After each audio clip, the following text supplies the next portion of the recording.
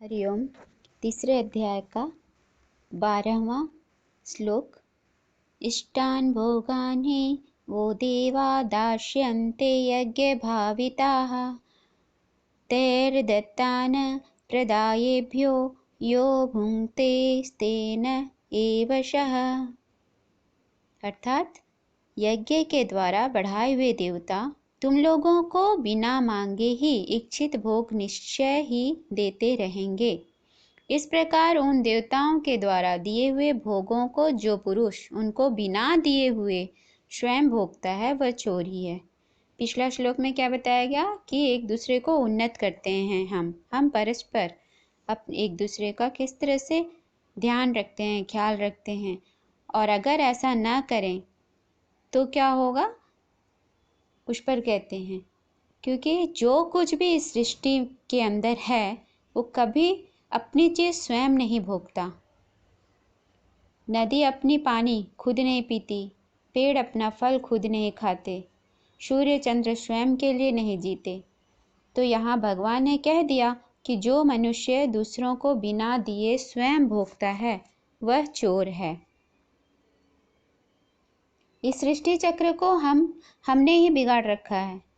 हमको जो कुछ भी प्राप्त होता है उसमें से पहले दूसरों के लिए निकाल देना चाहिए। जैसे आप लोग को पता ही है, पहली रोटी गाय के लिए, अंतिम रोटी कुत्ते के लिए। ऐसा ही है ना, सभी ऐसा ही करते हैं।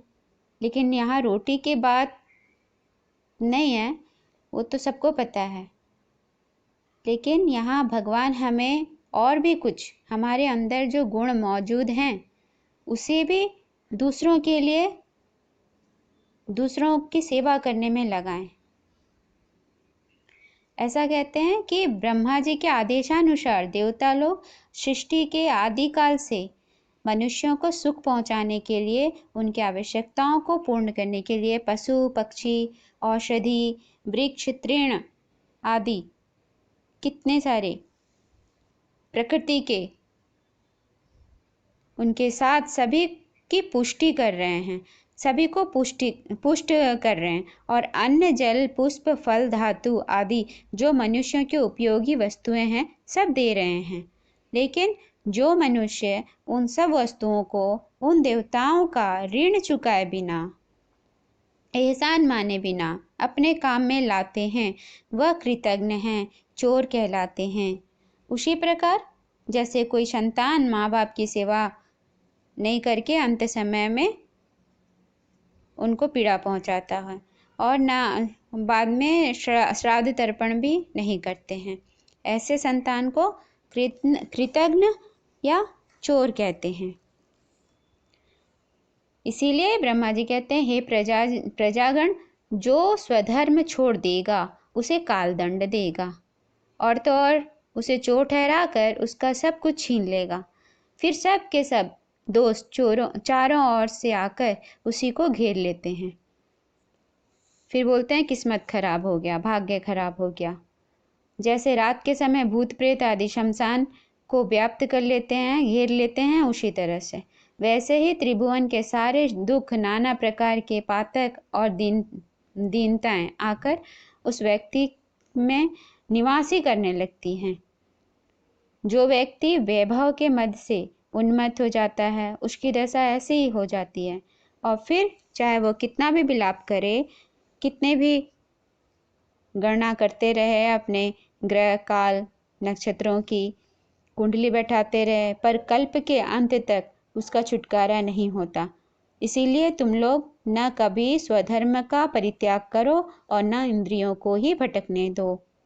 इस प्रकार ब्रह्मा जी के वचनों का प्रमाण देकर भगवान ने यज्ञ आदि कर्मों को कर्तव्य बतलाया और कर्तव्य का पालन न करने वाले को चोर बतलाकर उसकी निंदा की। 13वां श्लोक देखेंगे। यज्ञ शिष्टासीनः शंतो मुंचन्ते शर्वकिल्बिषे भुंजते ते त्वगं पापाये पचन्ते आत्मकारणात्।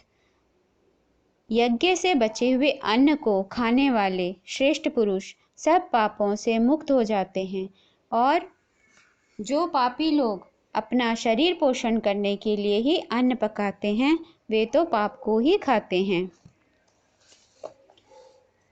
यहाँ जो मनुष्य प्राप्त की हुई संपत्ति का निष्काम बुद्धि से स्वधर्मानुसार उचित कर्मों में, उचित कार्यों में उपयोग करता है, गुरु गोत्र अग्नि की पूजा करते हैं, योग्य अवसर के अनुसार ब्राह्मणों की सेवा करते हैं, पितरों की संतुष्टि के लिए श्राद्ध आदि कर्म करते हैं और इस प्रकार यज्ञों का संपादन स्वधर्माचरण पूर्वक करते रहते हैं। जो पंच महायज्ञ आदि संपन्न करके अग्नि में हवन करते हैं और तब सहज में ही जो कुछ बचा खुचा रहता है वही भाग यह समझ बूझकर अपने कुटुंबियों के साथ सुखपूर्वक भोग करते हैं।